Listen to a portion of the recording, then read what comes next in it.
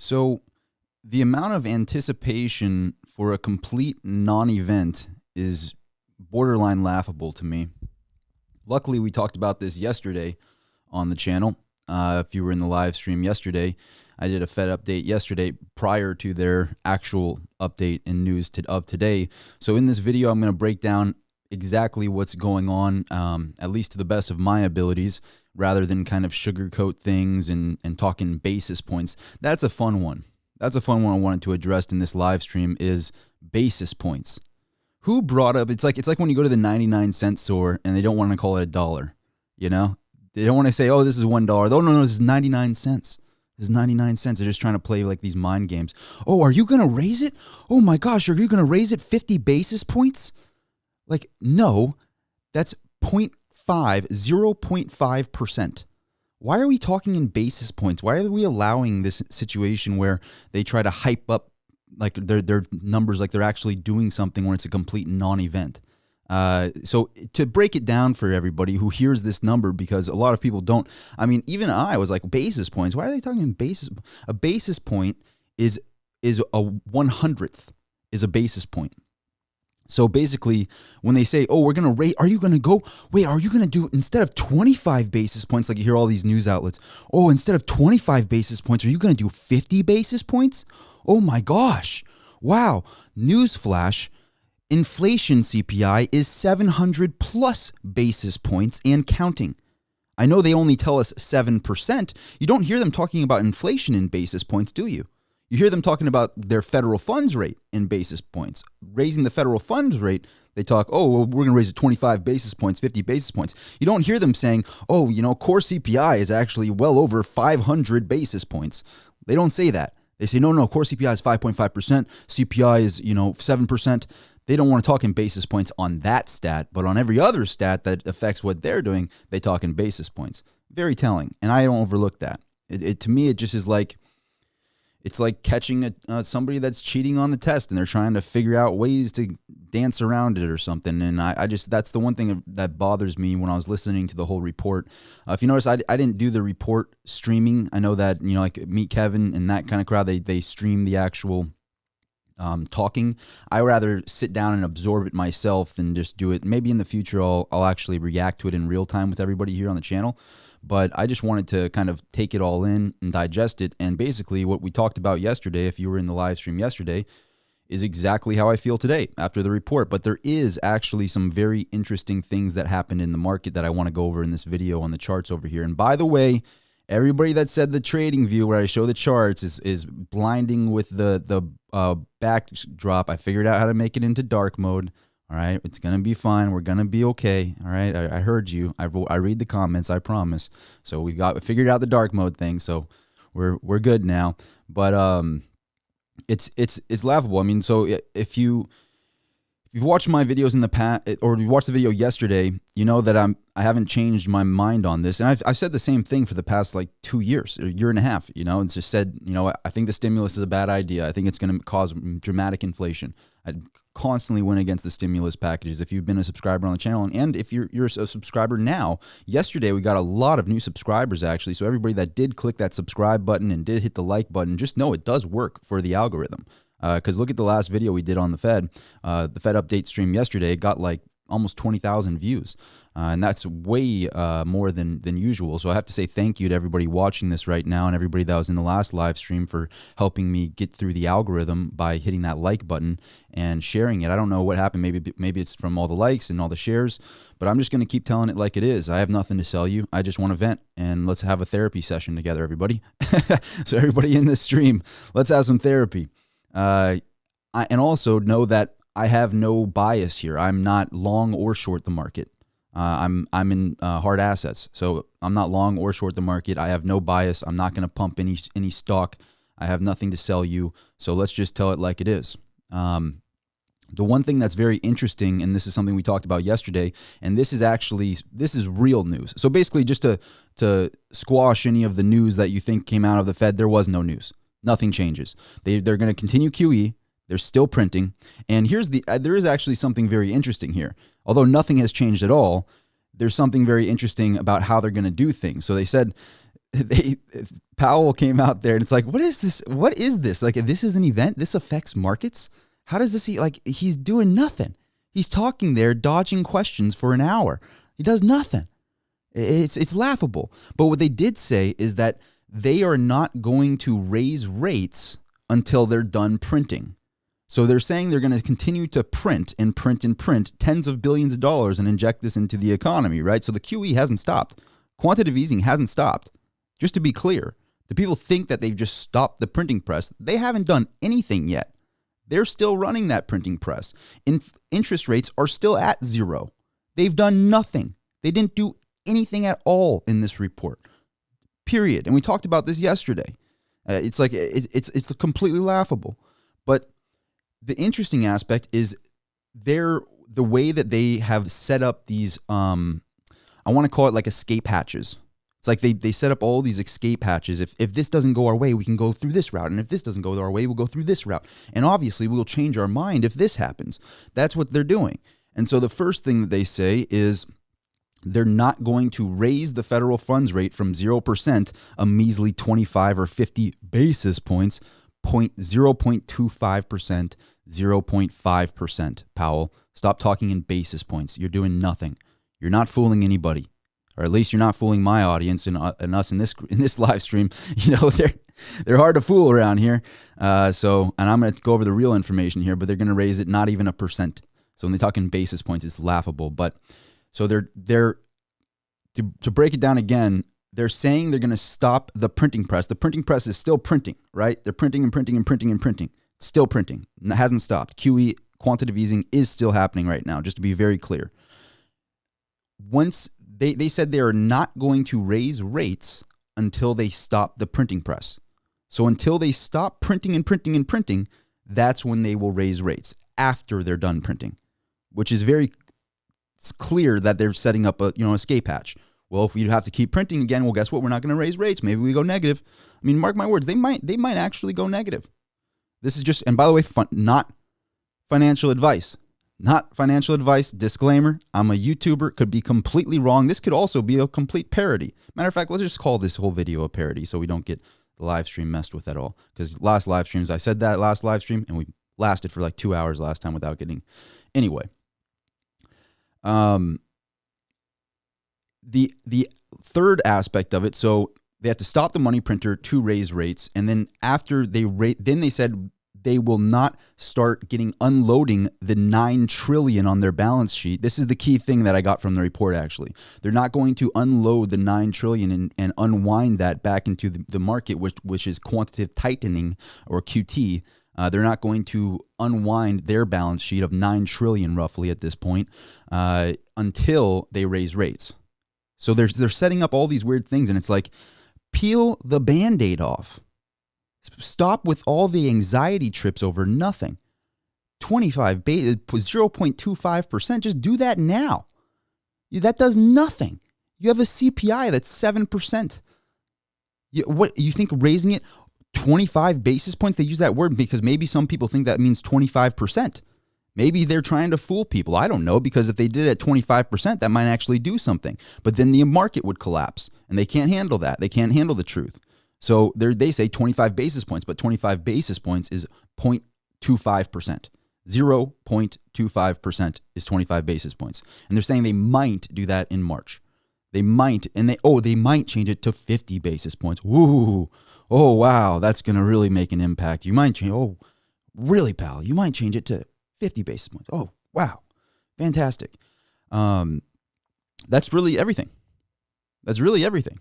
I mean, that was the entire event, was that and dodging a lot of questions. But the main points that I want to bring up, and then I want to talk about what happened to the markets in this video. So I'm going to show some things over here on the right on my chart over here. And again, I figured out how to do the dark mode on the chart, so I won't blind your eyes with it. Figured that out. I read the comments.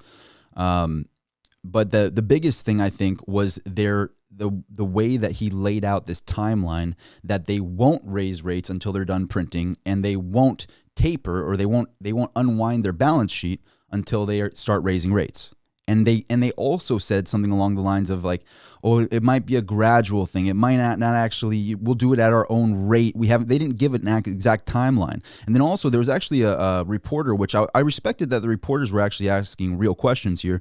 Some people, like I was watching Meet Kevin on his live stream. He's like, oh, another BS question. I'm like, that's a great question. I want that question, actually. There was this reporter that's like, hey, so what's going on with that corruption where you bought assets before you used our money to buy the same assets? What about that? Can we dig into that a little bit? Because I think it was like a Bloomberg or somebody like that was looking into it.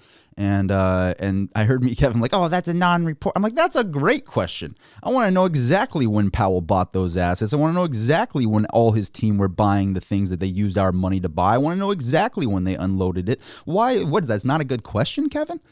You crazy, man? Anyway, that was the best question of the day, I thought, because everything else was a non-event. But I want to see him get grilled. I want to say, Powell, when did you buy? When did you sell? When did all your buddies buy? When did all your buddies sell? I want to know about that. And I'm like, this idea that all these politicians somehow become worth tens of millions of dollars, it blows my mind. Like, you look at the chair.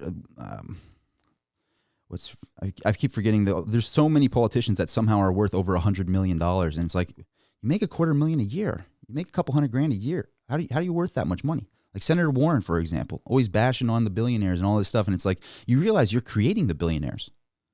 These fools, they're actually the ones creating the billionaires. The Fed is creating the billionaires because what they did is they created this huge wealth divide. If they hadn't done what they did, it would be a more fair playing field. But the problem is now it's going to be so much harder to get from the poor and the middle class to get to being wealthy because you have inflation to fight against now.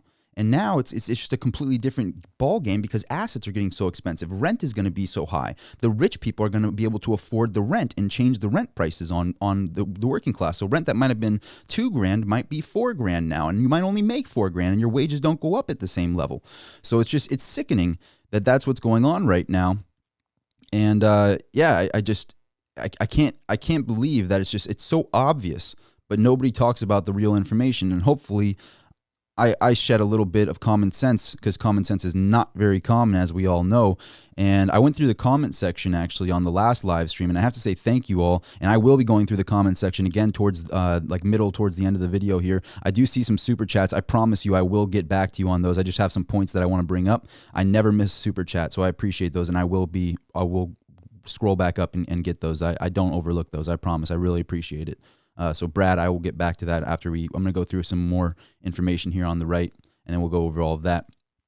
But overall, it's laughable. And the other aspect too is that this is an entity outside of the government.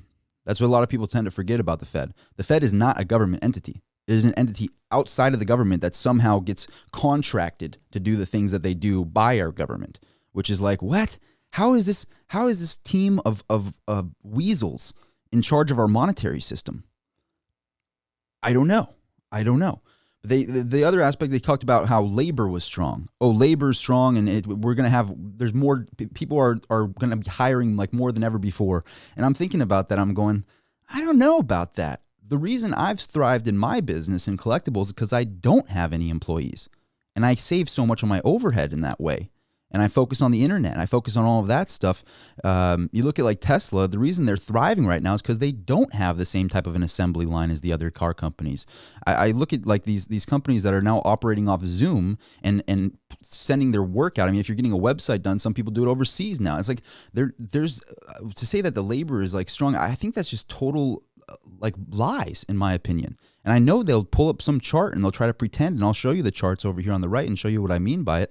But I don't believe that the unemployment rate is as low as they say it is. And I don't believe that there's a demand for employment as high as they say that it is. I don't buy that. I think that we have high inflation, we have high unemployment, and even if there was demand for the labor, people don't want to work because guess what? They incentivize people not to work. And now people are lazy and they're bored and they're not working because they got incentivized not to work. And why not? Why would you, if you got paid more money to sit on your couch, you're going to sit on your couch. My couch pays me more money, I'll probably do that. Me personally, I'd be building a business while I was sitting on the couch. But, a lot of people are sitting on the couch. And so I just don't think that this labor, when they talk about the labor reports and how that, I think that that's a way to kick the can down the road. I don't think that that's real information. So I just don't buy that at all. But let's go over it. There's one big thing that did happen from the federal, from this report, and that is the dollar is spiking. And I've talked about this in the past on my channel, and this is something I saw in all the news outlets and everything, and they're all just saying the same regurgitated information. Oh, they might move it 25 to 50 basis points in March. They're signaling a rate hike. Oh my gosh. Like, there's no news here. Stop giving people an anxiety trip. They're really just trying to put us all on this anxiety trip, and I'm so sick of it. It's so ridiculous. It's like there is nothing to be anxious about, despite the fact that they're just not doing anything. What is to be anxious about is the inflation that can't be stopped with the tools that they're using. It's like literally they're basically using sticks and stones to try to build a skyscraper. They're sitting there on a beach with sticks and stones, and they're like, I'm going to build a skyscraper with this. This is what's going to happen. And it's like, no, you're not. You don't have the workforce. You don't have the metals. You don't have the things to build it. You have sticks and stones and you're on the beach. You're doing nothing. Your 25 basis points, your 0.25% raise is not going to stop a growing out of control inflation of 7%.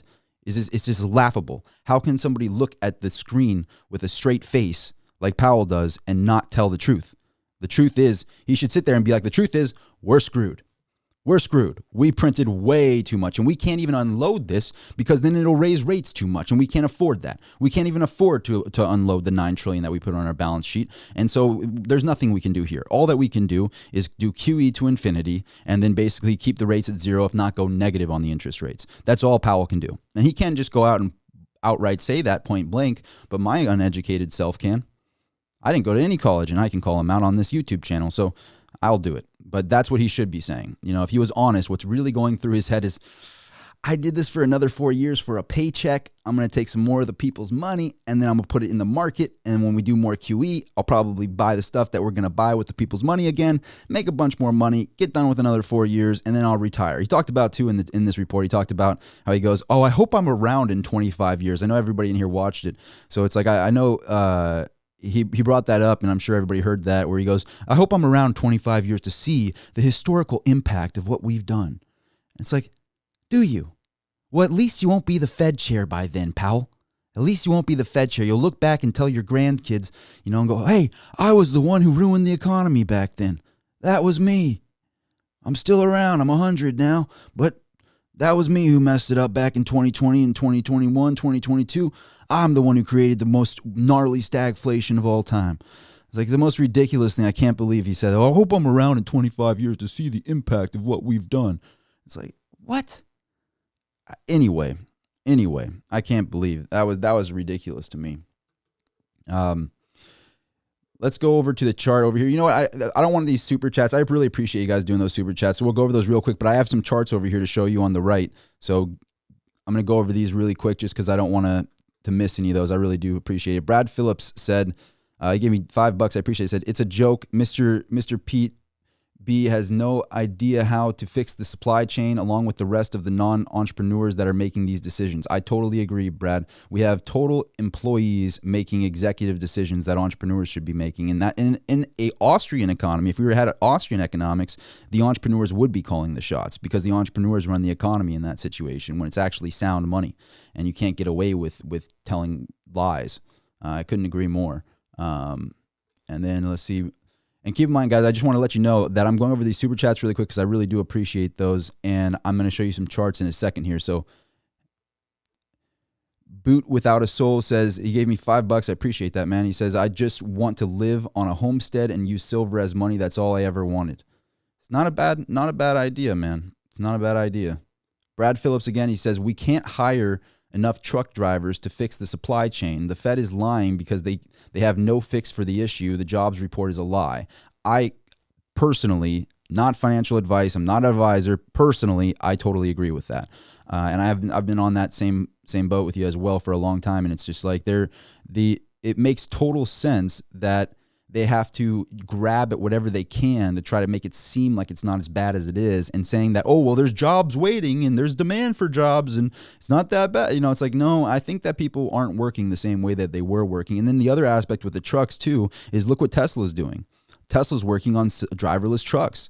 And I'll tell you what, I actually test drove a Tesla the other day, and I didn't know about I did know about the self-driving thing, but I didn't realize how well it worked. it worked so well that I'm like, wow, I'm actually fearful that other cars don't have this, because it's like the most of the accidents is the person that didn't have their coffee and like steers a little bit to the left and then boom, has a head-on collision, but the Tesla keeps you in the lane. So I'm like, this is probably going to be in all cars in the future. I mean, it's scary. There is that kind of Orwellian type society that you get worried about, like, oh, the cars could get these kill switches in them and whatnot. But anyway, they're talking about these driverless trucks, and they already have a lot of orders for those too with Tesla. So, and then now the other thing about Tesla that's interesting is that they have the capital to do this. Before, the story was like, oh yeah, sure, you're going to do these driverless trucks, Elon. Sure, you're going to do that. But now people tend to forget they got tens of billions. They got a lot of money that's sitting there, and they can do a lot of stuff with that. They have the capital to build these warehouses. They can build these items. Like that's the idea that they're going to go bankrupt or they don't have the capital to do this is wrong now. So they actually can. Now, do I think they're valued correctly right now? No, I think they're really overvalued. But we're also going to go over that on the charts over here on the right too, because I have Tesla pulled up. They just did their earnings today. So from what I saw before I started this video, it's getting kind of choppy for them.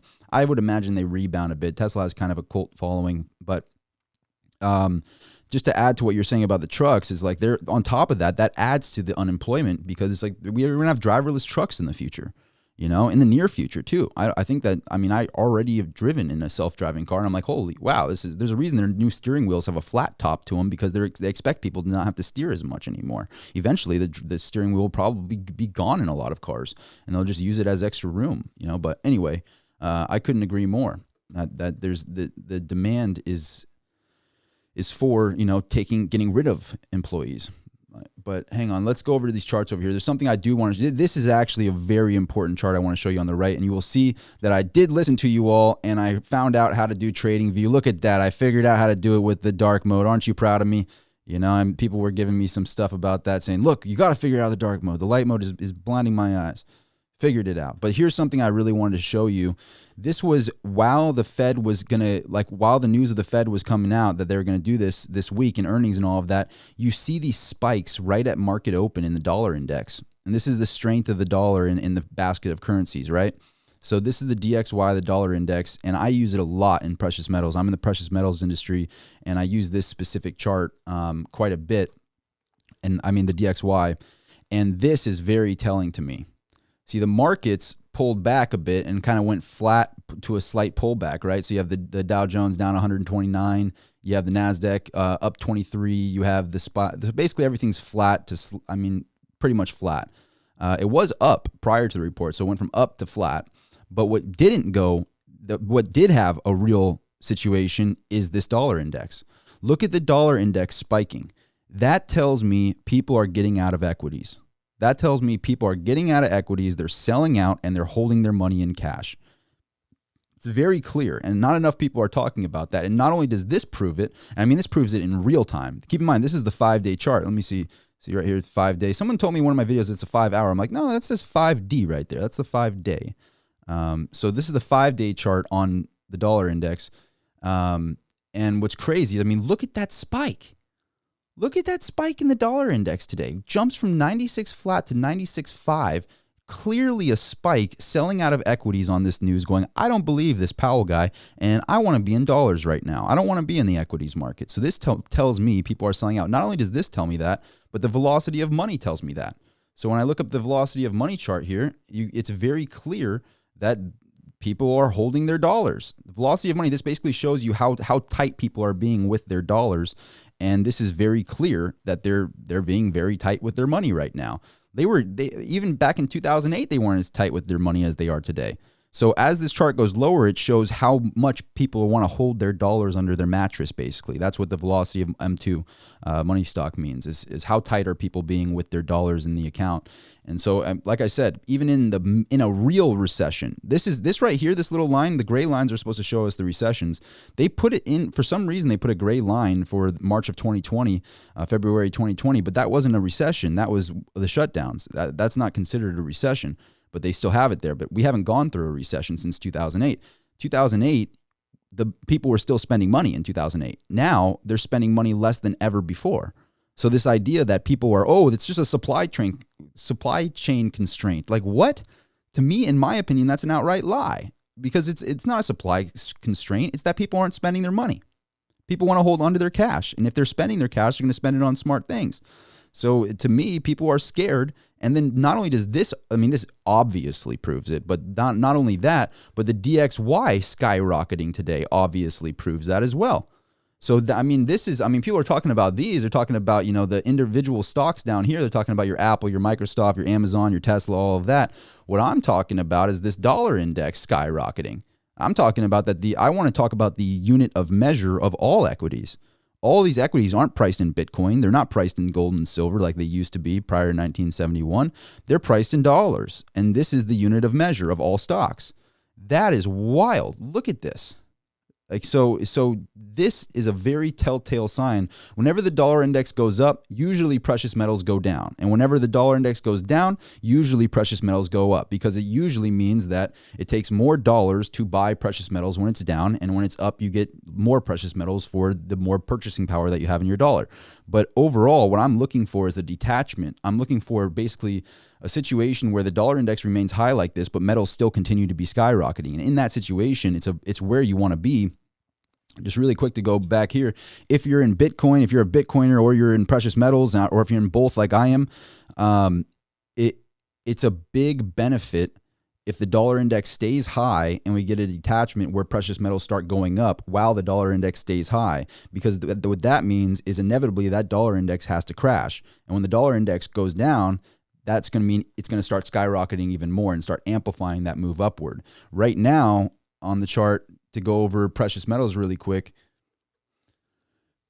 we have gold kind of flat, which is actually, to be honest with you, for it to be kind of flat right now is a good thing, because, no, we're in the futures market. I got to check the actual chart. Hang on.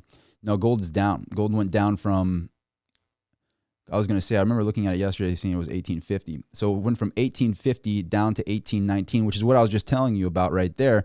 And that actually, without even knowing, I kind of proved my point that when the dollar index is up, it usually makes precious metals go down. And that's usually a telltale indicator. Like if the dollar index is really high one day, I'll usually make a bulk order, because that means that I can get precious metals for cheaper.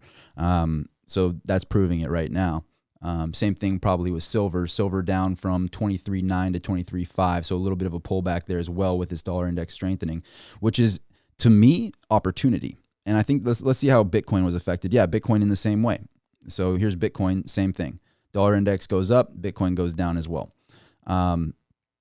So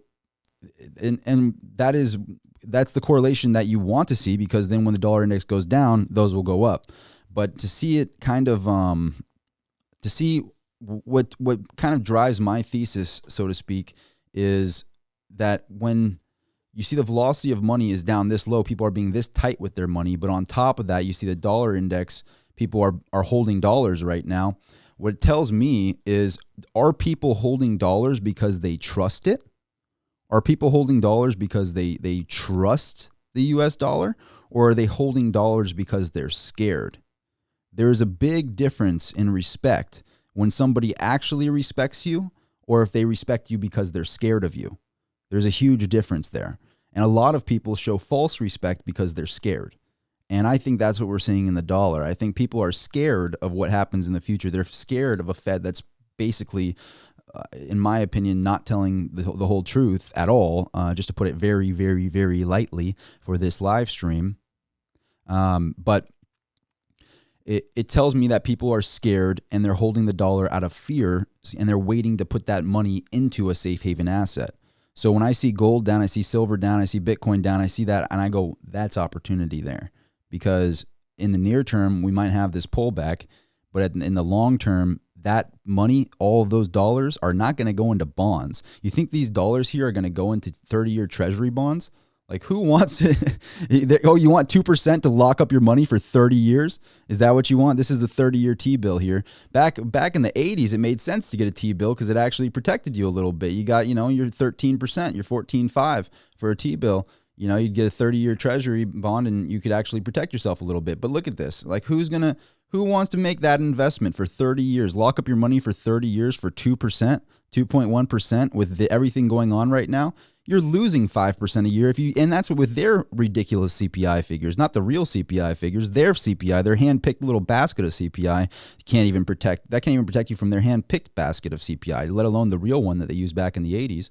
But this is crazy. I mean, you're losing with their CPI, not my. I mean, what Peter Schiff says, what I say as well. It's like a lot of people, a lot of economists out there are saying this CPI is not telling what it did in the 80s. In the 80s, it would have shown that today we're above 15% right now. This would, if we went by the same CPI as we did back in the early 80s, it would show that we have higher inflation than ever before. That's just my personal opinion. I don't have any merit as a financial advisor. That's just my personal opinion, so disclaimer. But who's going to buy a T-bill right now? So where are all these dollars that are being held right now? Where are all these dollars that people are going into and holding in cash right now? Where's it going to go? There's more and more of this. It's like a dam is building up and building up and building up, and you have this wall there, and people are selling their equities in front of the dam and then lining up behind the dam and piling up their cash, and they're waiting for somewhere to throw that cash pile. And they're looking at dollars not like a safe haven. They're looking at dollars like hot potato money. They're looking to play, Monopoly with these dollars and play hot potato. So that's what I see here. And I see, okay, well, what is the opportunity? The opportunity is to get into the places that dollar is going to go flood into before it does. Not after it does, before it does. So for me personally, that means silver. And by the way, on my channel, I've been talking about palladium a lot, right? You guys know I'm a fan of industrial precious metals. Look at palladium's chart. I showed on my Instagram today. I always like to put in the story on my Instagram. So if you're not following me on Instagram, please do follow me at Rob Sultan on Instagram. If you could take a second to go follow me there. It's nice to have some diversity among these platforms, and it's nice to be able to DM people. So you have a question for me, you could shoot me an actual DM, and I could talk on a person-to-person basis on Instagram as well. I'm not allowed to, there's no messaging here, unfortunately. So please do go follow me on Instagram. But I wanted to show you this chart mainly because, let's go over Tesla really quick. Let's see if Tesla recovered. So Tesla did actually recover in the after hours. In the after hours, it pulled back heavy, and then now it's back up actually at 950. So it did recover a bit there, which is interesting. I'm curious to see what Tesla does in the overall.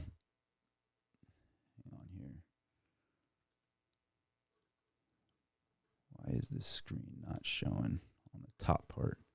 Anyway.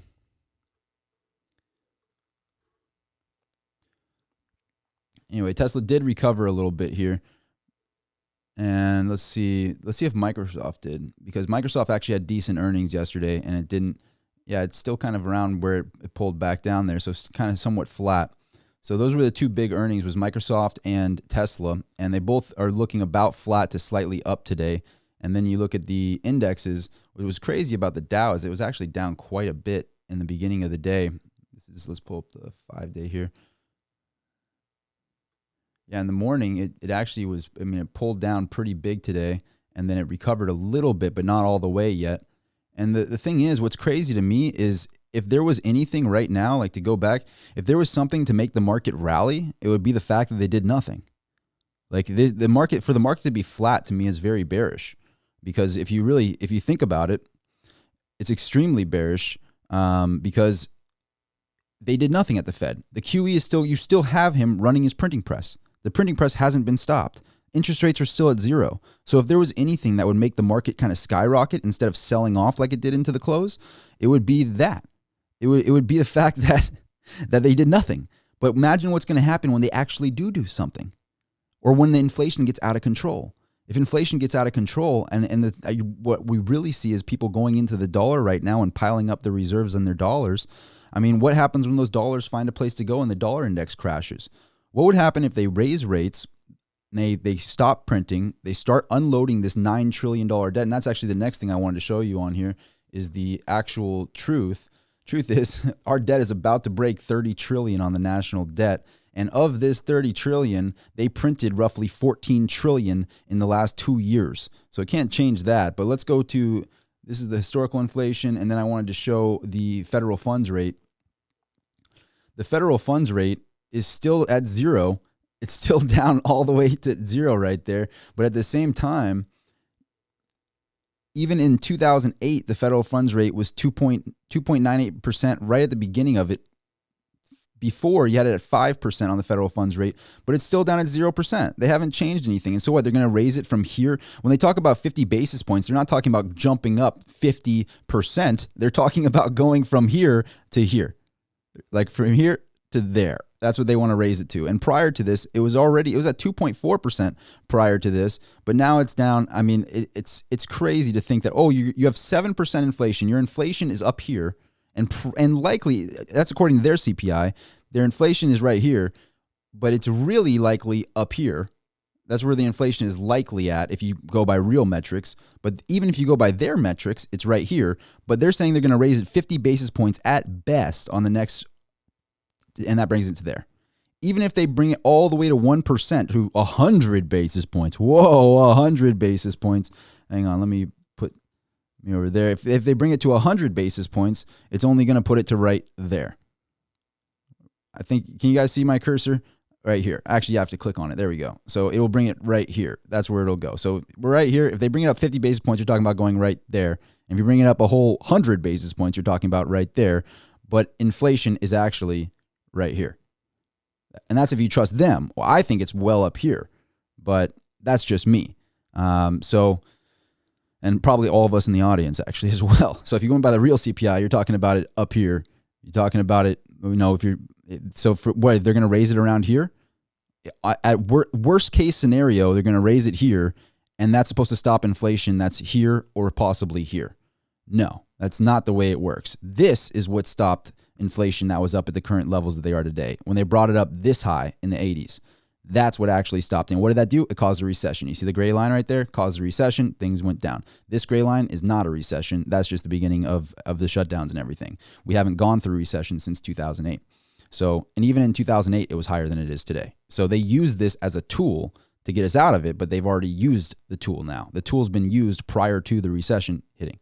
So I don't know what they're going to do. I think he's just outright lying, in my opinion. Then when we get to, this is the graph that really is crazy because this shows how much they have on their balance sheet. They have nearly $9 trillion on their balance sheet right now, and they have to unwind that. So one of the events that they actually talked about that Powell brought up, and that was actually a big point that didn't go over my head, is that they are not going to, see when this red line here, this is their assets on hand at the Fed.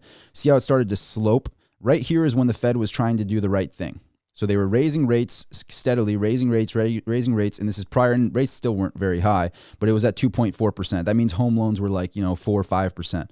Now home loans are down in the 3% range because they dropped down to 0, and they're probably like 6, 7 actually back then, depending on if it was a 30-year mortgage or whatever. But you see that the assets on hand were starting to slope, so they were starting to unwind it into the market here. That's unwinding. When you talk about QT, which is quantitative tightening, that's what's happening right here. They're unwinding the assets. But instead of continuing this, they went, oh, we got to use both our tools. So they were loading up their ammo here to get tools together, and this is supposed to prepare us for what happened in 2008. That's supposed to prepare us. By quantitative tightening, that's supposed to be a good thing. But then they go, wait, switch it up. Boom, buy 9 trillion, 8.8 trillion plus in assets on their balance sheet. And now when they unwind that, they can't afford to pay what it's going to cost to unwind that. They can't do it. So they can't do what they were doing here. If they do that, it's going to make the market collapse. But then also they dropped interest rates from where it was to literally 0. So we haven't seen it, that crazy type of an inverse like that before. And so this is the real data that Powell doesn't bring up in these reports, and nobody tends to, because they can't show you charts for some reason in these reports. I would love to be a reporter asking Powell questions, be like, hey, how do you explain this? You see that right there? You see that, Powell? How do you explain that? Let me move me over a little bit. See this right here. Powell, how do you explain that right there? How are you going to unwind that? You tell me real quick. And what are we going to do about the fact that we're down here right there? How are you going to bring it up? If you bring it up to there, oh, that's going to stop our problems? No, that's not going to stop our problems. So anyway, makes no sense to me at all, everything that they've been talking about. And the proof is in the pudding. They're really, and then here's the unemployment rate chart that I wanted to bring up. So when we talk about the unemployment rate, so for people that he talked about in this report quite a bit. If you were in the report, I got to keep moving myself around, put me over here now. he talked about basically that, the demand for labor is very strong right now, and unemployment is going to be getting lower and lower. And it's like, do you really believe that, Powell? Because this to me shows a completely like BS chart, in my opinion, because you look at it and it spikes to 15%. And obviously it's going to, and I will grant this to people that are, critical of what I'm saying here. I totally understand. I will grant that this is a complete anomaly, that we had a shutdown, and then obviously it's going to spike to 15% on a shutdown. What I'm arguing in my videos is I'm arguing that I don't think it would recover that fast back down to the lowest possible point prior to all of this. After everything we went through, I have a hard time believing it went from 3.6% to 4.2%, and it recovered back to 4.2. I think it's somewhere around here, and then it might be inversing back up. I think that that's where the real unemployment is. I don't think that I think these numbers don't tell the whole story. And it's at 4.20%. You know it's a fib when it's 420, right? They probably made these charts while it was 420, I believe, something along those lines. Anyway, I think personally that it's somewhere around here and starting to go in that direction. And I think we're in a stagflation type environment right now, where we have high unemployment and high inflation and a low economic output. So those three things are what really causes stagflation. It's what caused stagflation in the 80s, which is back here. And the thing is, like, in the 80s, I feel like they told more of like the actual data. I think they didn't fib as much as they do today. And that's when, when you had stagflation, you had unemployment at 10.8%. And so that's where I think that it's around the same levels that it was unemployment in the early 80s. I think it's somewhere in that range myself. So the data is there. The data, you can make up the data yourself. And so, I mean, I just want to show what I see and what I'm looking into and just kind of put it in a simple way. I mean, they don't talk in very simple terms when they do these reports and whatnot. And a lot of these news outlets and whatnot don't tell you exactly, what's on their mind because they're a paid actor. But I got nothing to gain besides just venting. This is a therapy session for me, and probably a therapy session for everybody else in the chat in here. I'll tell you, I went through the chat on the last video, learned a lot of stuff, and including that people were calling me out for not using the dark mode on these charts and whatnot. So I was like, all right, I'll fix it for the next video. And so I'm like, I get ideas and I learn a lot of stuff, and there's criticisms that are valid. And so I really value these comment sections in these live streams. I want to say thank you for all the comments. And I always appreciate that I can go through it on a later time. I actually have to select in the back end of YouTube. It actually by default doesn't allow you to do it, which is odd. But if you go into the back end of YouTube, if you're a YouTuber, you got to click on the back end and make sure that you can see the live feed after you post the video. So that some of these live feeds, they don't show the actual chat room after they post it. I don't want it to be, I have no editor, I have no moderator. I want that chat to be out there in the public. So I appreciate everybody being here and making your voices heard. It's really cool. It's a great thing that we have here. So it's really, it's nice to have a platform where I can actually speak my mind, hopefully, especially because this is all parody. It's all parody. This is all it's jokes. And it's parody. And it's all not financial advice, just a YouTuber disclaimer. So we can keep these going. But I appreciate everybody for hitting the like button. When I keep saying that, hey, hit the like button. Please do. If you're in the live feed, please hit the like button. We got 500 people in here, but the like button's only at 192. So if we could hit the like button, would really appreciate it. It really does actually help with the algorithm, because if you look at my prior videos, sorry, I dropped something. If you look at my prior videos, they weren't getting as much views as before I was like saying, hey, please hit the like button, because that last one, we were all hitting the like button, and we kind of got that Fed video I did out as fast as possible, it seems, because it got almost 20,000 views on that. And that's kind of an anomaly for my channel. So thank you everybody for hitting the like button and sharing the content. And we jumped up like another 500 subscribers yesterday, which is rad. So if you agree with this type of content, if you agree with what I'm saying, if you like the chat room and everything here, I would love to have you as a subscriber on the channel. So please do click that red subscribe down there and the bell afterwards. You'll be notified of all future videos when you do that. Also, I have been sharing on so you probably a lot of people actually are in the live stream now, and the live streams are doing better because so on my Instagram, if you follow me on Instagram, here's my Instagram, at Rob Sultan on Instagram. If you see on my stories, I've been showing this in the live feed. I'll kind of say, hey, I'm going to go live shortly, and I put a link right there, and I can actually link into the live stream and give people notifications there as well, because often YouTube doesn't give the notification in good amount of time when I'm going live. So sometimes say, hey, I got notified when you're like 40 minutes into your live stream. I want to be notified right away. And that's the way you get notified right away, is if you follow me on Instagram, just check my story. I'll put every time I go live, I'm putting it in the story so people can just click the link there and come into the live feed. So you get a real notification and another notification. So you hopefully get notified by YouTube. Often it doesn't work, but Instagram will notify you if you follow me on Instagram, at Rob Sultan on Instagram. Really appreciate those who do that. And also you can kind of see a back behind the scene thing on what I do for a business and all of that there on the Instagram. So again, at Rob Sultan on Instagram, please do follow me there. But I wanted to just go live again because a lot of people were asking me to go live. I actually decided that I'm going to do a long live stream prior to the Fed meeting. And so I went live yesterday to basically say exactly what I'm saying now, except now we're seeing the actual effects, and I can show you the charts on what's going on with the dollar index. And I called that out. If you watched the live stream yesterday, I said the dollar index has been jumping up every day, which tells me people are getting out of equities and going into the dollar.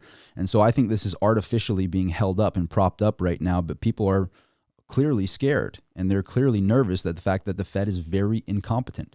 They're sick of, honestly, I'm just sick of people running the monetary system that couldn't run a business if their life depended on it.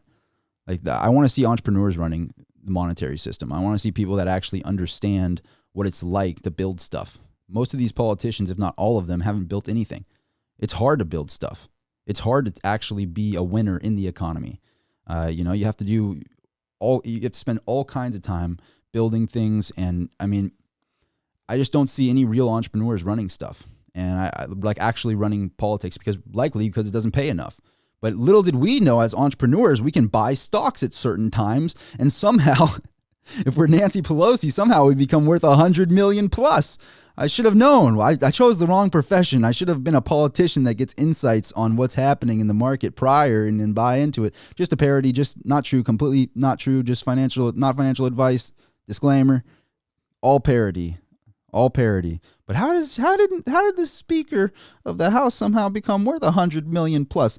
What kind of trading? Does she use Thinkorswim? Is that the platform? Does she use TradingView? What is I gotta know, Nancy, can you hook me up with whatever it is? And Powell, can you hook me up whatever insights you guys got to turn into multi-millionaires with tens and tens and tens of millions of dollars? How did this happen? Senator Warren, how are you flying in a Learjet? Now, why are you flying in a Learjet when you're bugging the rich people, right? What's going on with all this? This is some crazy stuff going on around here. But the McDonald's super chat, Bradley, say it again. Hang on, I just saw that. I don't miss a super chat. I never do. I appreciate you doing those. Hang on here. Here it is. I found it, Brad. Thank you for calling me out on it. I don't miss super chats. I appreciate those, man. Thank you.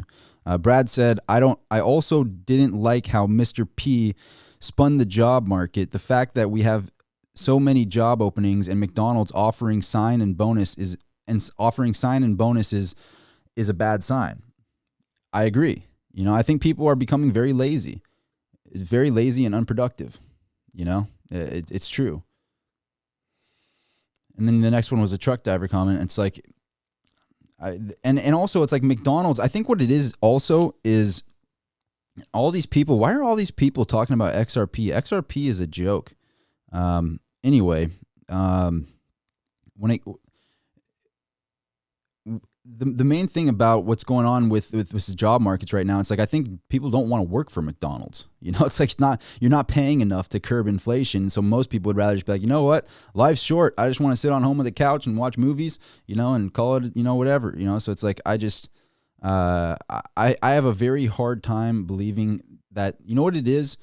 He might say there is demand for jobs. What my question would be is what kind of jobs have demand for them? Because if you follow me on Twitter, I actually showed that there was a job listing that they required a master's degree or they required an MBA, right? And they were paying $16 an hour for this job. And we would like you to have an MBA, but we're paying $16 an hour. It's who is going to do that? If someone has a really, really high, interest on their student loan debt or whatever, they're going to and they want to get an MBA, which is basically a glorified, piece of paper that says I'm worth something, but really doesn't provide value these days. But anyway, there's not the job openings that people want. So what kind of jobs is this demand that Powell's speaking about? When Fed Chair Powell is saying, hey, I got, there's demand for jobs. There's all kind of demand out there. It's like, well, what kind of jobs is the demand coming from? Is it McDonald's? Because not a lot of people want to get paid $15 an hour or whatever at McDonald's. They probably want to do something different than that and looking for a better job. So are the good jobs hiring is my question, and I doubt that. And a lot of people are just not wanting to work now, wanting to find a way to work from home. And so I have a hard time buying what they're dishing out. And I think we're seeing that. And the other thing in the report too, I didn't bring this up, is Powell had basically talked about how it's hard. How am I gonna rephrase what he said? For him to basically he constantly is just talking about how there's demand where I just don't agree that there's demand where he's saying this. He's constantly saying labor is strong, and I don't agree that labor is strong with what he's saying. I think that he handpicks little parts, like they handpick little parts in their CPI data. That's not the same handpicked things that happened in the 80s. It's not the whole story. They always tell partial amounts of the story, but they don't actually say the whole truth, which is what I see happening constantly when I watch these videos. But what's staggering to me is that the market can have so much anxiety and be so scared over complete non-events, over completely doing nothing. And that's not just me saying that. That's literally, they did nothing in this entire report, period. If from last month to what they said right now, they have done nothing. So why is the market having so much anxiety? Why is there all this going on right now? And when they do something, it's nothing as well. So it's like, this is, for what they're saying is best case scenario for the stock market, because they're doing nothing. They're still running the printing press. They still have rates at zero. It's very clear that nothing has changed. And so what's going to change thing is when people realize inflation is out of control, they want to get out of their equities, and they're going to want to do something with those dollars. And we're seeing the chart prove that people are going into the dollar index. It's the proof. Proof is in the pudding. But where is the big silver bar? It used to look nice on the table. Sometimes I don't want to break my back. Those things are like 70 pounds. So on occasion I pull them out, but can't pull them out on every video. I got a 100 ouncer over there on the top of the thing, but we got some people shilling all kinds of coins. The thing is, here's the thing. The difference between people that let's talk about that real quick, because there's so many people talking about these altcoins in the audience over here, and I don't have a moderator, so you guys can call them out in the comments. They can say whatever they want. This guy, maybe I should eventually click it off. How about this, J Business? You say it one more time, I'm gonna kick you out of the group. I don't do that. I don't do that, but I can't handle somebody saying the same thing a bajillion times in the comment. And I'll tell you what, if they tell me to do it, if like 10 people in a row say boot him, I'll boot him. But they have to call the thing. But look at these guys. All right, you know what? All right. I don't do this normally, but I'm going to make an exception for you. I'm going to make an exception for you, mister. All right? Hang on.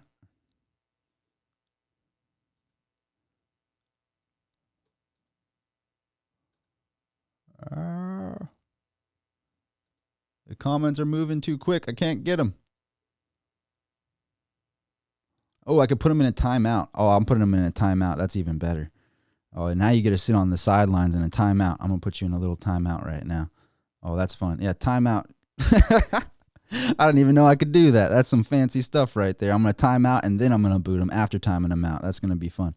Anyway, and I don't do that. I let my live streams run. Oh, we got another one. Here we go. This guy. All right. I don't like to do this moderator thing, man. I like to just run it. But we got these people talking about, altcoins and whatnot. Here's the thing. You know what? Actually, we're going to let it run because I want to talk about it. So we'll let it run. And this is what the proof is here. Altcoiners that have these little penny stocks that they're trying to shill like this in the comments. Let's tell the truth about it. You got that guy Scott shilling like crazy, right? Here's the thing. They are doing that so that they could sell it at a higher price. They don't use these as a store of value. They do it so they can sell at a higher price.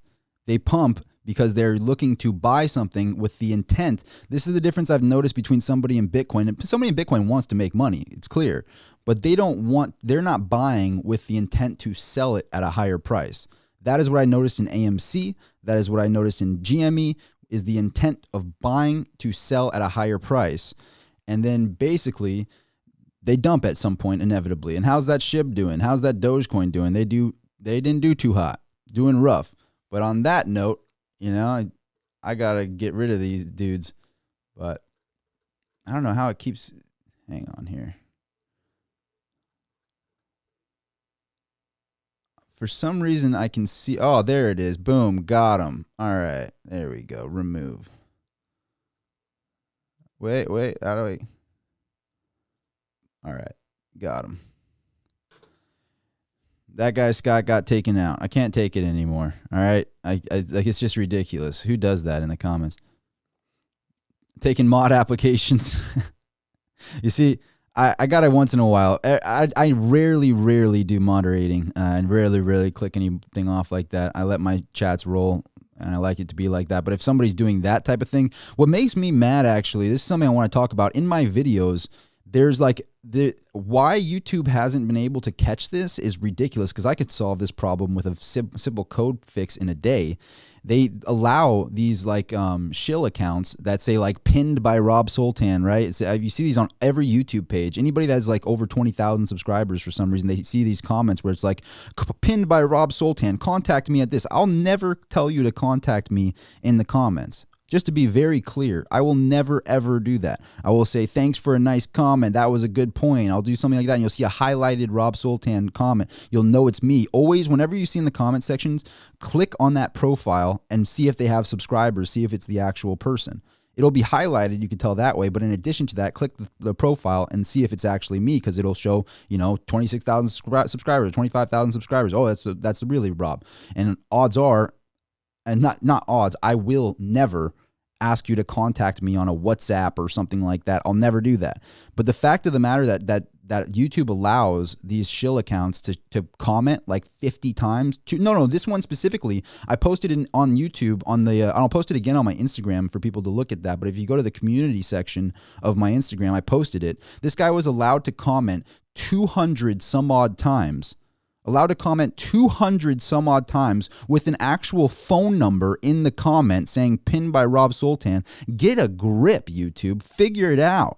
What in the world? Like, how are you allowing that kind? Just if a regular account commented 200 times in an hour, they should pick up on something. It makes me think that, how can they not? I've made videos about it. Like, how do they get away with that? Anyway, it's like, it's such an obvious shill. Like, how does their metrics not pick that up? I have no idea. It's ridiculous, but report them if you see them. But yeah, I will never ask anybody to contact me in the comments. But if you look at the last comment section on the last video, it's annoying because it replies to like literally every single comment. You shouldn't be able to reply to every single comment 2 times on every single post. It's like, get a grip, YouTube. Get a grip. It's not cool. But just guys know that I would never do that. I want to say that in this video. But let's go to some comments. Pretty much brought up all the points that I wanted to bring up. So I'm going to go through a few more comments on here. I'm going to make sure I didn't miss any super chats or anything like that. I think I didn't. I think we got all of them.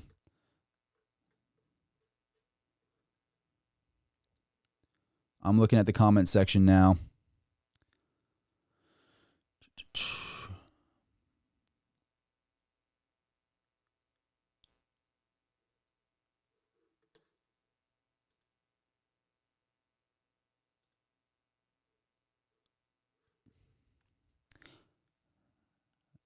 Yesterday's talk on Twitter Spaces was interesting. Yeah, we I have fun on the Twitter thing once in a while. Usually it's like a late night thing. No, I kicked him out. I put him in a timeout, and I wanted him to sit on the sidelines in a timeout just to make when I blocked him to feel that much better. So that was kind of what I did. I put him. I'm allowed to do a timeout, and then so I timed him out, and then I was waiting for him to talk again, and then now I blocked him. So.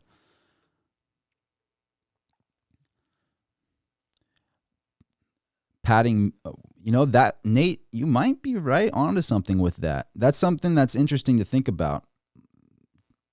That's something that's very interesting. You know, it's like, do they want to make metrics, make more comments? I don't know. It's very interesting, but I can't, at this point, like I literally can't stop them in time, which is crazy. Like it's just, all I can do is expose it and tell people, hey, this happens, but it's ridiculous. Brad Phillips, I appreciate the $5, man. He says, and I really do appreciate those super chats. They add up and it means a lot to me. I appreciate it, man. So Brad says, poor leadership leads to poor results. Uncertain directions lead to a poor result. My opinion, we have very poor leadership from the top down. I agree with you.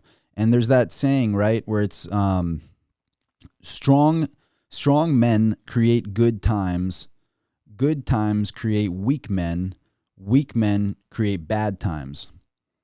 And then so right now we have a situation where weak are creating bad times right now. So when you have weakness, it usually creates the bad times. And know how you know it's weak is because all the strong get called out for being strong. It's very odd. It's like, oh, you were too mean. You were too mean the way that you said that. Like somebody might watch this live stream and be like, you were really mean on Powell. You shouldn't have been so mean. I'm like, I should have been more mean, actually, when I look back on it. I actually didn't curse as much as I would have liked to. Hear me on Twitter Spaces. I would be anyway. I didn't. I would have done some different things if I was really trying to be as mean as possible. But you'll hear that a lot, where people are like, "Oh, you're so mean. How dare you be so mean to Powell? Oh, he's just doing his best." No, he's outright lying. He's outright lying and kicking a can down the road. Is what he's doing. Anyway, well, Anton, bad times are created by weak, and then the strong have to pick up the bad times to make it good again. So bad times don't create them. The strong have to stand up. They have to stand up in the bad times, and then they have to create good times again. Good times are created by the strong. It's very clear that that's the case. Look at how the United States was built. You think the United States was built by being weak, by being soft? We didn't create the United States by being soft. We were bloodthirsty scoundrels. Like what? They raised the rates from like 2 to 3% on tea, and we're like, nope, that's it. That's it. That's the last straw. 2 to 3% on our tea. That is it. It's war. We're done with this. It's time for blood. Like that's where we come from. That's the United States right there. And it's like, oh, you want to get in a line? You want to get in a cute little line and fight like that with cannons and stuff? Yeah, no, just tell us your route. What's your route? We'll do it at this location, and we'll meet you on the way. How about that? We'll chill in the bushes, and we'll take you out from there. Ambush. We created the ambush, So it's like people tend to think like, oh, it was nice guys. No. The early people running the colonies, these guys were savages. They were outright savages. They were no joke. So it's like you think that they were weak, saying, "Oh, please, British, please don't tax us. Oh, please don't do that. We don't want to be taxed. Please don't." It's like, no. Really.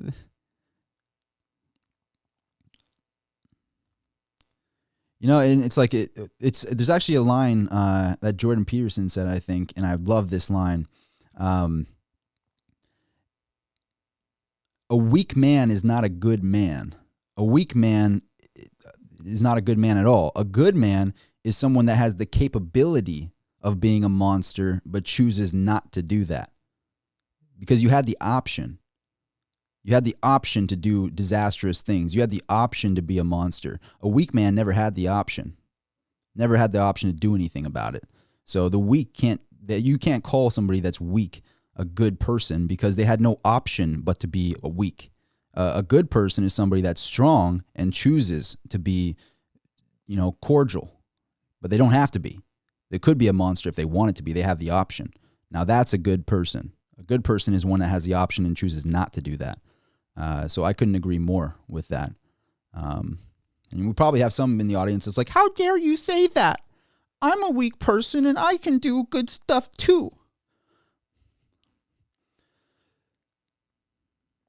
I'm happy to see him. I think he was on Rogan or something recently, and he was actually looking pretty healthy. It was nice to see. I'm a big fan of his. Brad Phillips says, Brad, I really appreciate the support, man. Thank you for those. He gave me a super chat, and he says, You think it's bad now? Wait until China tells B. I'm going to say B just because we're on a live stream to leave Russia alone. We will show how weak our we will show our leadership's weakness. I mean, it's a tough subject, and it's just the timing of it all is very odd. It's like the timing. It's like, how do we make excuses for what's going on right now? And it's like, usually you got to come up with some sort of an excuse for bad times. Like, oh, bad times are caused by this. I think he knows. The thing is, this is career politicians. Let's put it this way. Career politicians always try to spin a story to make them look better. Career politicians are always looking at their approval ratings. And when those ratings, when the actual numbers are really low, they're trying to grab at straws to somehow make their approval rating better. Like you look at the UK or whatever, that guy got caught doing what what really bothers me? Gavin Newsom got caught doing the exact same thing as the prime minister over there of the UK, right? Boris or whatever. He got caught, dining with his friends and not following mandates or whatnot. And Gavin Newsom did the exact same thing, if not worse. And he got away with it and the recall didn't go through and he actually got reelected. It's like, how did that happen? Why didn't we call him out in the same way that the actual leader of the UK is being called out right now? Like, I want to see that happen over here. It's like, how did Gavin get away with that? That's a joke. It's an absolute joke. And know what they did? He, as a politician, the guy's like, okay, well, we're going to remove all the mandates. Everything's fine. Now everybody can do what we did. Oh, everything's fine now. It's like we should have absolutely held Gavin Newsom accountable for what he did. He should have been held accountable, but somehow he got away with the exact same thing that guy did. It's like, and I'm not a politics channel. I just want to, I just tell it like it is. I call a spade a spade. It's a joke.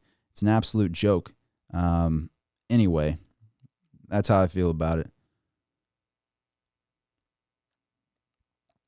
But if you agree with me, please do smash the like button. Please do click the subscribe. I'm trying to grow the count. I've said it a few times. I mean, in 2022, as you can tell, I like my silver. I like my silver, and that 100K plaque, that YouTube 100K plaque is silver, and I kind of want to get it casted out of real silver, but it's silver, and I still want to stack it regardless, and I want to put it next to my Monkeys of Parliament over there. I want to have that 100K plaque up there. That's my plan. So I'm putting it in the universe that I'm getting it done in 2022. And so if you help me get to that level, if you share my content, if you get it out there, you tell a friend or two, people will be surprised how much network effect really does work. So if you have 500 people tell 5 people, and then you have 2,500, then those 2,500 tell another 5, then those tell another 5.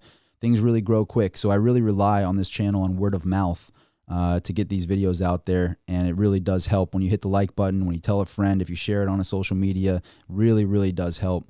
And I'm excited to get this channel moving. And as you can tell, if you go through my channel, I've been making like a video every single day, sometimes 2 videos a day. Maybe in the future I'll be like Meet Kevin and do 3, 4 of them, because I really figured out how to get it down to a science, and I don't have to edit my videos because I just shoot them off the cuff.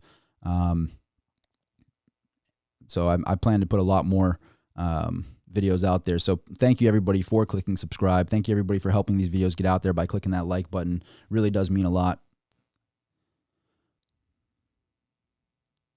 Vacation Time in the house. Vacation Time has been a subscriber for a long time. Appreciate your support, man. You've been around since like the very beginning. Says, man, that would be awesome. Have a real YouTube silver play button. Yeah, like I'm really made out of silver. I might do that. I might get I don't know how big the plaque is or the dimensions or anything like that. But if I get to 100K, I will definitely talk to a couple buddies of mine and see if I can make that happen. I have a friend that I might be able to make that happen. And like actually have a real silver. That would probably take like, I don't know, 500 ounces of silver or something like that to get it done. Maybe 400, depending on how deep it is.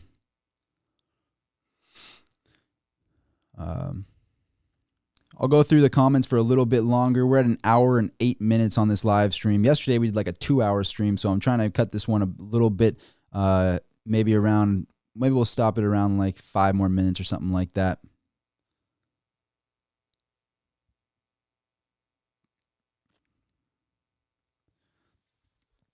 Some people are saying the SPY is weak. Some people are saying the SPY is strong. Let me see here real quick. I'll take a look on my screen.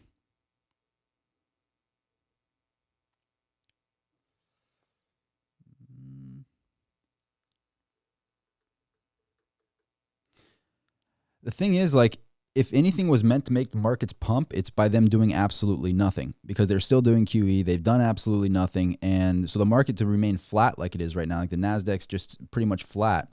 I don't see that as a good thing, to be honest with you. And oh, look at that. Tesla gave up all the gains in the after hours. So it actually recovered and had some gains, and now Tesla's back down to being flat. So that's interesting.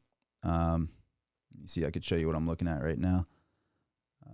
So Tesla in the after hours over here, it was actually up quite a bit, and it's pulled back down, and now it's back to being flat. I mean, Tesla hasn't had the best month. It's been pulling back down pretty hard. Hang on here. Go back to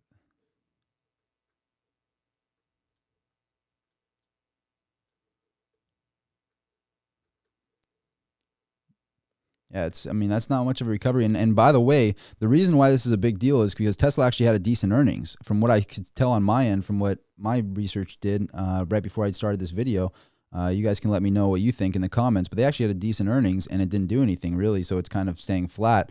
And so that was best case scenario, and it's flat. And so really, I guess what I think is happening right now is the market really doesn't have anywhere to go but down in the future when they finally, because there's no good news that can be had. Like the Fed can't, there's no good news available.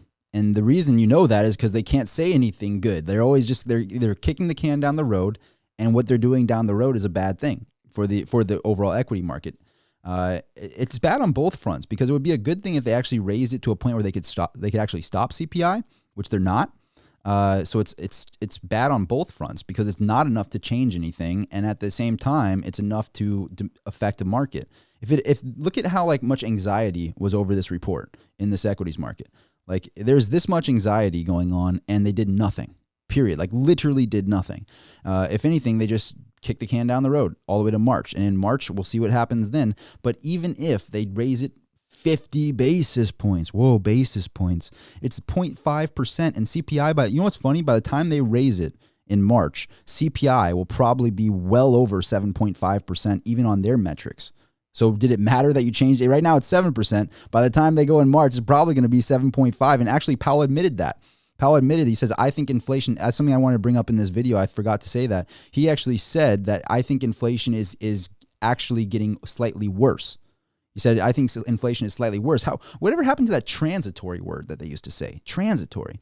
I could have sworn that was what they used to say. Transitory. Now they're saying, oh, well, I think it's going to continue to grow a bit. I think it's probably, we're going to have a little bit worse inflation. Just a little bit, though. Just a little bit. And so it's crazy. Absolutely insanity. And it's ridiculous. Rick, what's up, Rick? He says, Tesla earnings estimates were artificially low. If you ran the math of sales, they really met or slightly beat. I agree with you, Rick. So it's like I actually like Tesla cars. I think they're pretty smart. I don't think that they're running on renewable energy. I think they're running off gas still. But anyway, I think that it's a great product. But at the end of the day, it's like, do they deserve this kind of a market cap? I don't think so. And the whole market is very lofty right now. It's not where I'm parking my money, that's for sure. I have no equities right now. It just seems like everything to me just seems very artificial. And the fact that and the other thing is it a good sign? Like, ask yourself this, and I'm sure a lot of people, we got over 300 people in here right now. Ask yourself, if you're in equities, is it a good sign to have this much anxiety, this much, hanging, like it's like hanging on by a string right now over a report that is a complete non-event? Is that a good sign? Like, what happens when a report actually is an event? What happens when things are actually out of control, which there seem to be already? But what then? If you have this much anxiety over a complete non-event, and you have this many people jumping into the dollar right now over a complete non-event, then what happens next? Like, what good do you have to look forward to? You've already ran the printing press. You already have $9 trillion on the balance sheet for the Fed. They have to unwind this balance sheet, so they have to put that back into the market, and they can't even afford to do that. And you already have interest rates at zero. What more can happen to be a good positive? What is the positive catalyst that you're looking for in the future for the stock market? There isn't one. There isn't a positive catalyst down the pipeline. So, like, what is it? in 2020, I wish I saw the positive catalyst that you guys saw back then and said, oh, look, they're going to start the printing press. They're going to run trillions and trillions, and it's going to pump this market up. I didn't see that back then. Granted, I had no idea they were going to do 14 trillion, but here we are. But that was what you had. You had the positive catalyst of them running the printing press. Now, what is the positive catalyst? Really, like, what is it? I don't see it anywhere. So if anything, the only possible thing is a negative catalyst down the pipeline. And if you have this, and if you're already getting a negative, if you're getting kind of a somewhat flat, I would call this flat. I wouldn't call it negative. You're getting a flat type of situation from the report today. This report today was your best case scenario to go up, not be flat. So if best case scenario of them doing nothing keeps you flat and they're still running the printing press and everything, what happens when they actually turn the printing press off? What happens when they actually start unwinding this $9 trillion that they have to unwind back into the market? I mean, it's laughable. What are people going to buy bonds as a safe haven? I doubt it. It's not paying nearly enough.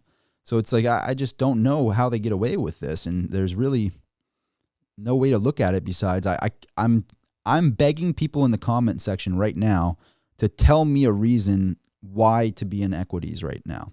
Like I want to know the opposite side, because there might be things that I'm not looking at myself.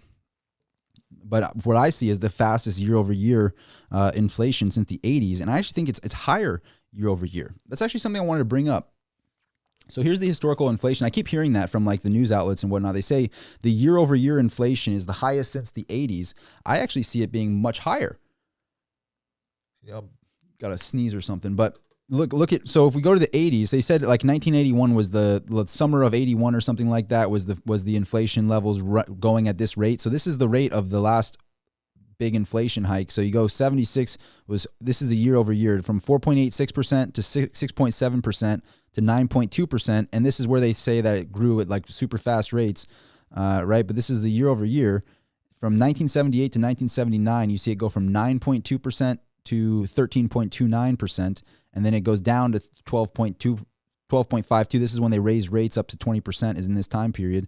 So I actually, the year-over-year growth on a percentage basis is actually far worse from what I can see, from the data that I can see. It went from 1.36% in 2020 to 7.04%. So that to me is like, what is that, a 5X, something around that range? This going from 9% is not even a double. Didn't even double at that point. So they're saying this is the highest like the rate of inflation since the 80s. I would say it's way higher. Where are they getting these numbers from? This rate of inflation is dramatically higher. It's not just about the number here. It's about how fast did you get to that number. You went from 6 to 9 to 13. We went from 1 to 7. That is not the same. That is a way worse rate of inflation. So what are these news outlets talking about here? Because this is the real data here. This is actually what it is. When they're talking about year over year, like literally, they said recently, they go, it's the fastest year over year inflation CPI growth since the early 80s. They say since the early 80s, this is the fastest growth. I think it's way faster than the early 80s. The early 80s, I mean, this is at the worst rate, and this wasn't even when we were in stagflation, was 86. We were already past it at this point. It went from, this is the absolute worst, was from 1.1 to 4.4. So that's, it goes up roughly 4. But here we went from 1.36 to 7. That's a much higher percentage.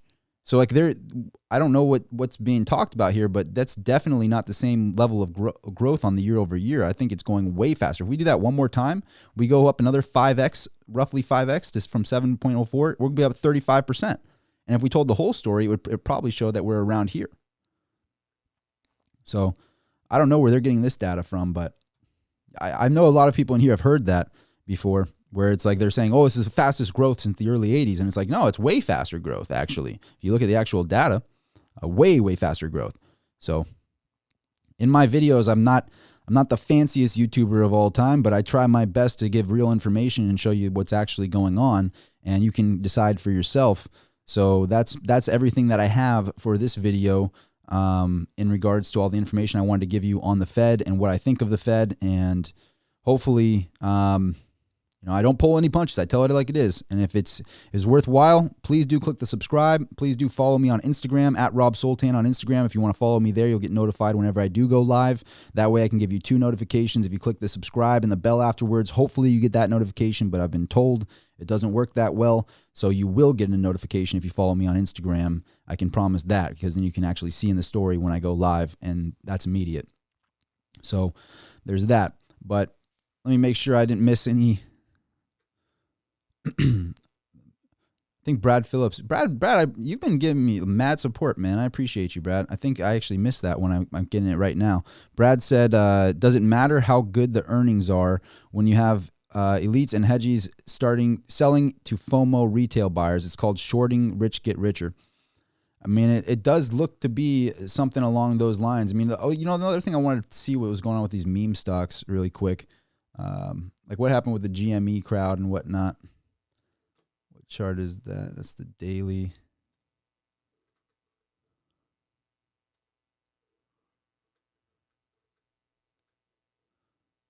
Let's see here. The last month didn't look. So, yeah, these meme stocks aren't doing too hot. Anyway, yeah, I mean, I said in the past, like one of my most downvoted videos I ever had, like this video, for example, has like 9 downvotes, which, and we have 358 ups, but it's like I did a video on the meme stock saying like, this is, you guys, you caught them off guard in the beginning because they were short. You caught them off guard. That was great. But really you're not catching anybody off guard now with these meme stocks and whatnot. They're making money on both ends of the trade now. They have algorithmic computers that are just would blow their minds. They have no idea what they're up against. So I agree that they can dramatically move markets. I think that it's awesome when you catch a hedge fund off guard, but to think you can it's like you got to sucker punch, you got away with it, but then you're like, now you have this really strong UFC fighter facing you and knows you're there now. So it's like, you really think you're going to beat him now? You caught him off guard in the beginning, that's great, but now I wouldn't want to be in any of these meme stocks. The whole AMC thing, the GME thing, it's like you think they haven't covered themselves, and protected themselves. I highly doubt that. I bet you they're making a fortune off of these meme stocks right now. I couldn't agree more with that.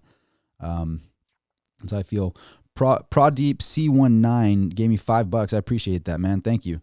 Didn't even have a question or anything. I appreciate that. Thank you, man.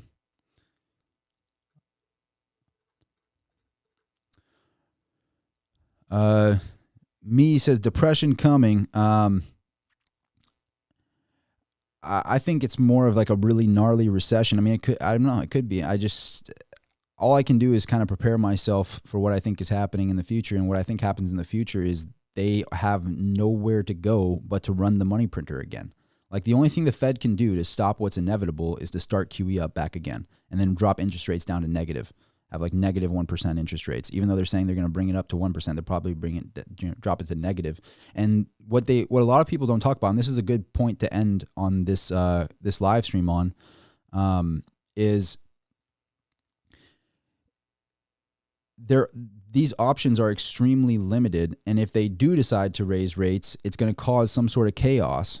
And then, as you can tell, there was chaos already today in the market where it's all volatile, and think people are hanging on, by strings or whatever, just wondering what's going to happen, being all anxious about this, biting their teeth.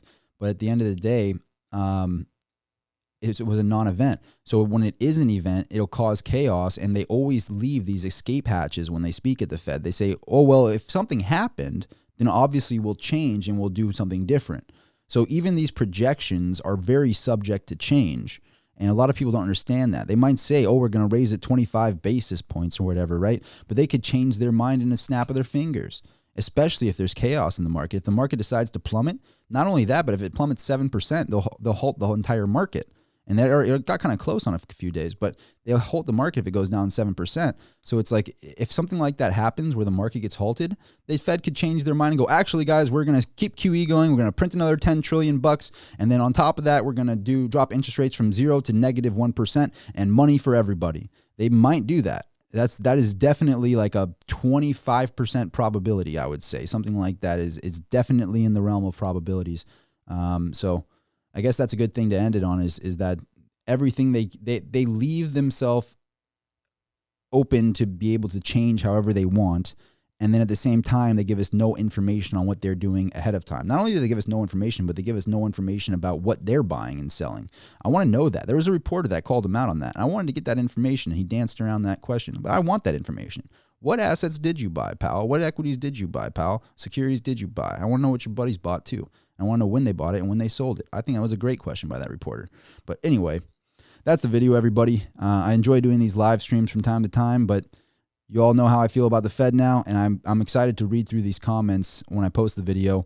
But thanks again for being here. If you're not subscribed, please do click that subscribe button. The subscribe's right there, and then if you click the bell afterwards, you get notified of all future videos. And make sure to follow me on Instagram as well, at Rob Sultan. I know I say it a million times, but everybody who likes, everybody who hits the subscribe, everybody who follows on the Instagram, it really does help grow the channel. And if you go through my channel and you check all my prior videos, I haven't changed. I haven't flip-flopped at all. I've been calling the stimulus packages a bad idea since the very first one. You just scroll down my videos and you'll see the stimulus package update videos I made back then, and I was saying the same thing back then. So please do check those out. Thanks again for being here, everybody. See you at the next video. Signing out.